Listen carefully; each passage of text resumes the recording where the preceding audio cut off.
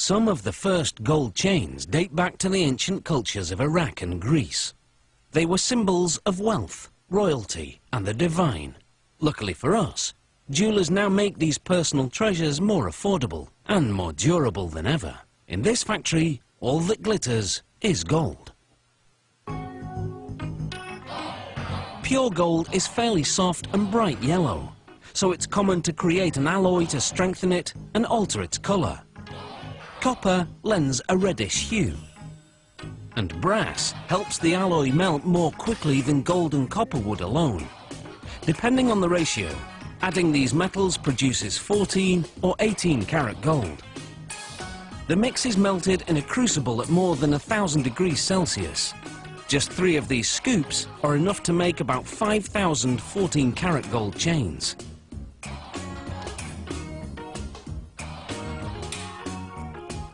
The molten alloy is poured into a casting machine.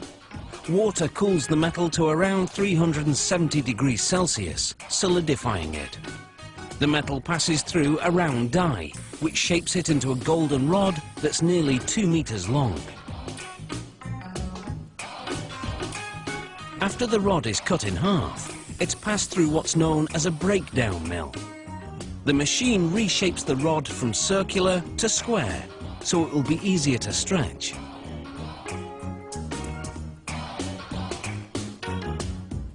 The next stop is called a tandem mill. It has 12 rollers that stretch the rod until it's as thin as a piece of spaghetti. As it emerges, rollers shape the rod into a coil that's 24 meters long. The coiled metal is softened in an oven. Then what's now a wire is uncoiled and continues to stretch as it's passed through a die lined with industrial diamonds. To prevent overheating, the machine sprays lubricant to cool the wire while reducing it to the width of a human hair, its final size. The wire then winds into a spool, almost 3 kilometers long. Next, 32 of the spools are unwound, and the wires are run through another oven which softens them further. Just in case you're thinking working here is a golden opportunity, you should know that security is very tight. Employees must pass through metal detectors before going home, and wearing jewellery to work is strictly forbidden. This machine makes what's called cable chain. It passes wire through a link and closes it to make another link. The machine makes 600 links per minute. Here, a random quality check is being carried out. This machine makes a Venetian-style chain. The wire passes through a channel, where mechanical jaws bend it over a die to make a link with the preceding. To make what's called a spider style, this machine passes a wire through up to 5 loops before closing the link.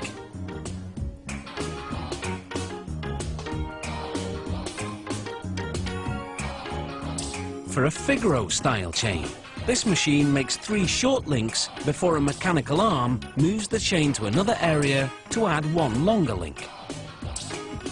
The arm then moves it back to add 3 more short links.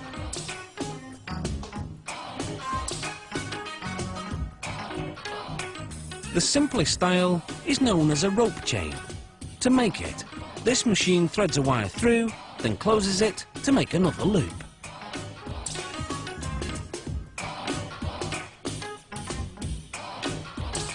The finished chains are coated with a lubricating powder that prevents the links from sticking to each other during the next step, when the chains are heated to 815 degrees Celsius.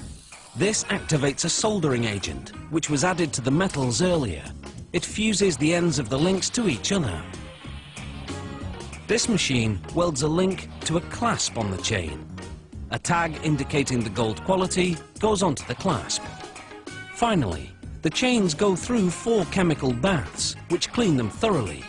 Then they're plated with a layer of 14 or 18 karat gold, which creates a more vibrant finish. After one last quality check, these chains are ready to dazzle their way to a neckline near you.